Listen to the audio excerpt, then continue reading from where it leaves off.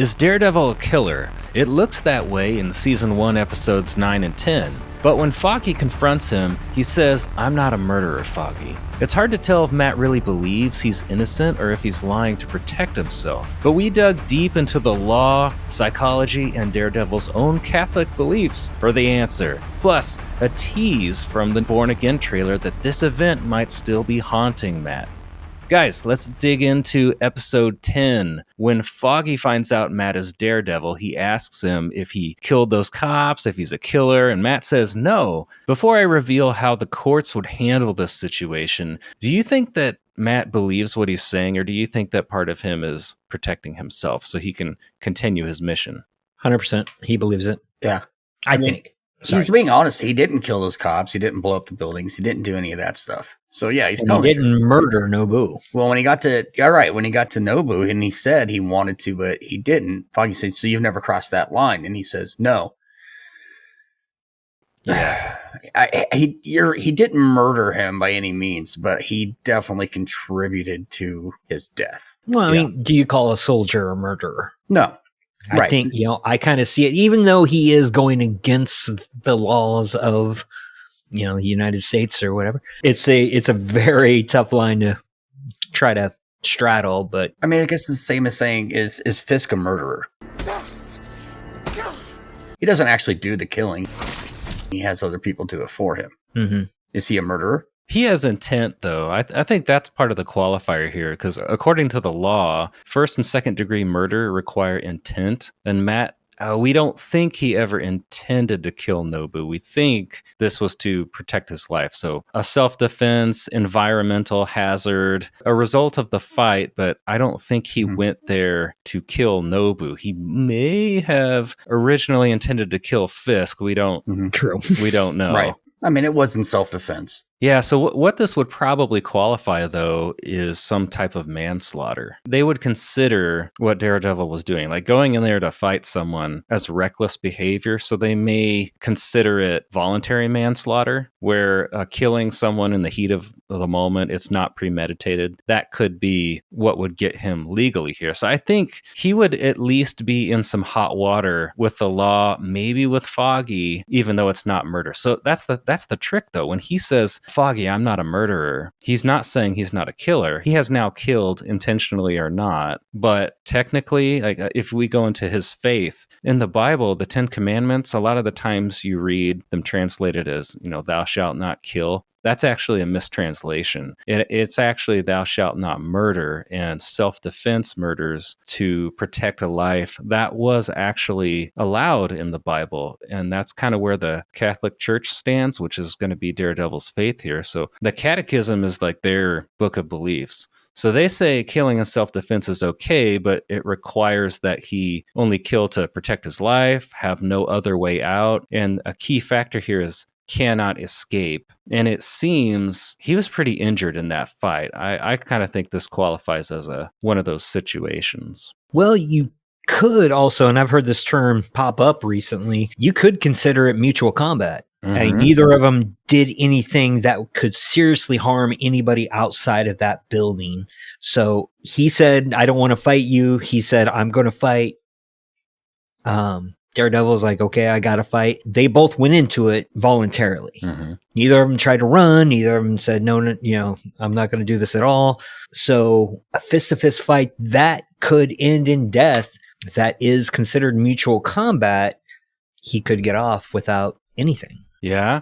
And I also found that it could depend on what culture you're in, too, because some cultures, some nations, they would convict Matt of murder here, even though it was kind of unintentional killing.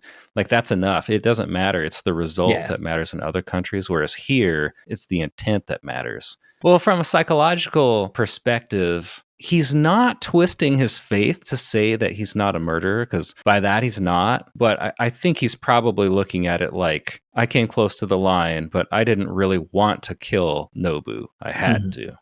Well, Foggy's trust in Matt is shattered when he discovered that Matt was secretly Daredevil at the end of the previous episode. So much so that at the end of episode 10, he quits Nelson and Murdoch, the law firm that they founded together. Given the circumstances here, do you think Foggy is overreacting? Or if you were in his shoes, would you do the exact same thing and leave the law firm and say, I don't know this guy? I would be pretty shaken if I found out that my blind best friend was secretly going around at night beating up people. And, you know, you're trying to do a job, you're trying to put away Fisk, and this guy in his mask keeps showing up and sometimes making it a little bit more difficult. And it turns out that guy is the same guy that you're working with. I'd be a little upset that I wasn't clued in on this. Yeah, and Foggy thought the man in the mask, Daredevil, was a terrorist. Right. When that building blew up back in episode 6. Well, he said it's a vigilante and that's above the law, and that's not what we do. We're lawyers. Yeah. I thought it was hilarious when Foggy said, "Are you even really blind?" Like, that was both funny and also like, yeah, he doesn't know if anything Matt ever said is true anymore. So I could understand it, but it also gave me a chuckle.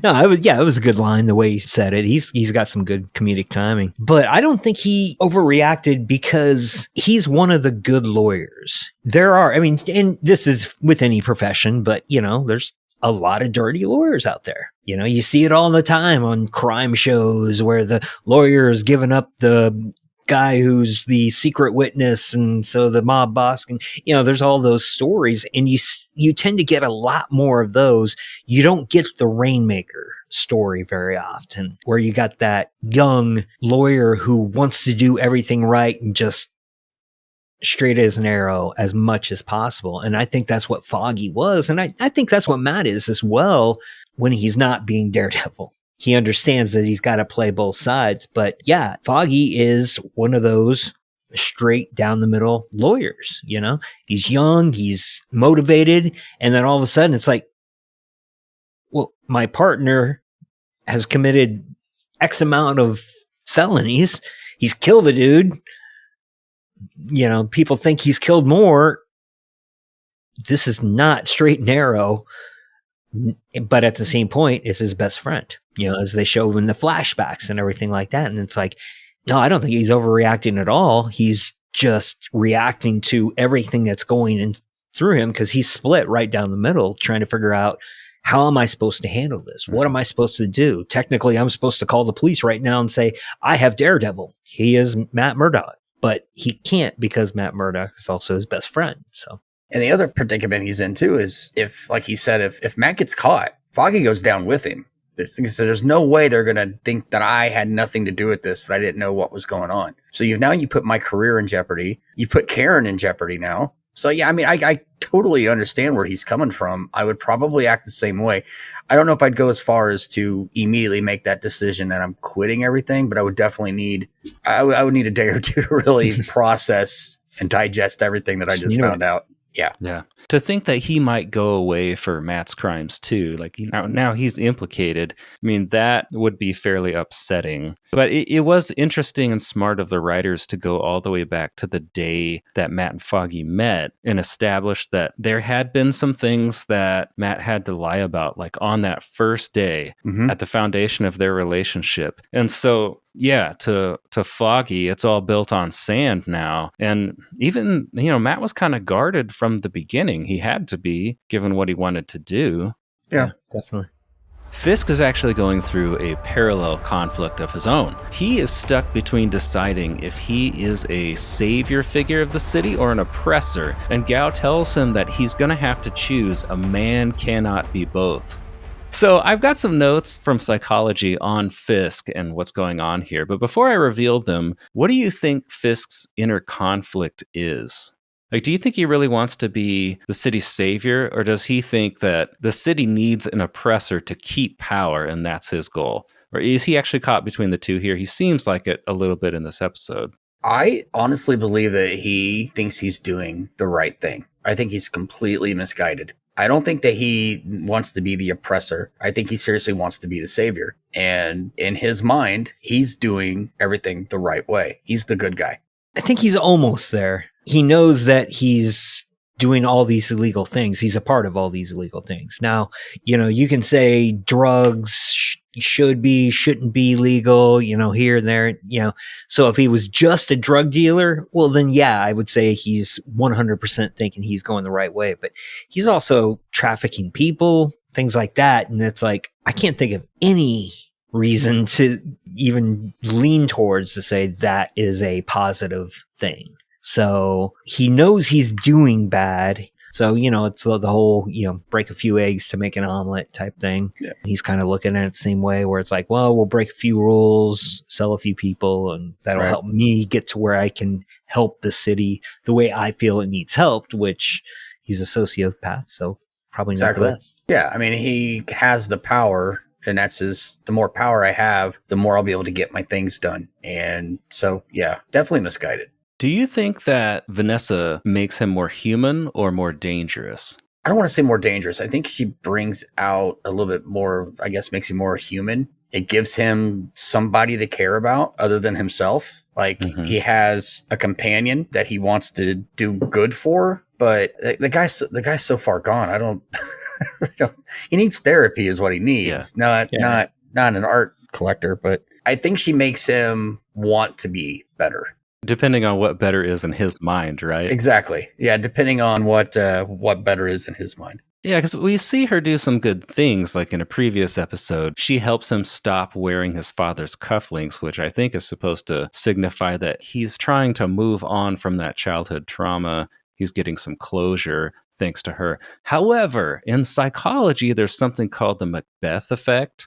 And it shows that people justify greater violence when they're protecting someone they love. So that gets a little bit scary because you could think, like, at the end of this episode, Vanessa gets poisoned. And so I'm starting to wonder, is he going to double down and be even more dangerous and go on a rampage? Because according to the Macbeth effect, because he loves someone, he's going to be so afraid to lose her that he could burn down the city just trying to save this one person. Yeah, I'm totally expecting scorched earth in the next episode from this guy.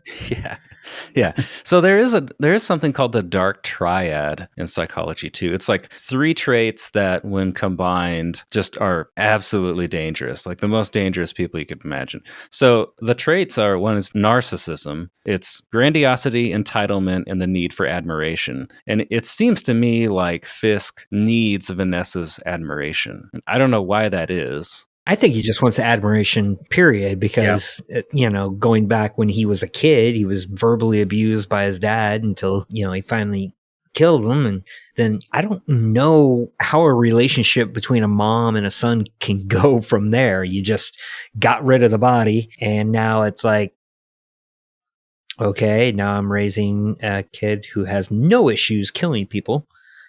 How do I do this? We don't know how that relationship went on. So he may have never had anybody say, good job, man, or, hey, I'm proud of you or something. So maybe that's just something that he desperately needs and will do whatever he can just so he can get a little of it. Yeah, it makes sense. The other 2 are Machiavellianism, manipulation, deception for personal gain. We definitely see that. And the third one is psychopathy, which is lack of empathy, impulsivity, aggressive dominance. So we see 2 of those. I mean, the empathy thing is kind of on the fence, right? Like he doesn't seem to have empathy when he's slamming a guy's head in a car door, but other times he does. So I don't totally know. I don't know if you can confuse empathy with desire to be with somebody or the desire to receive love.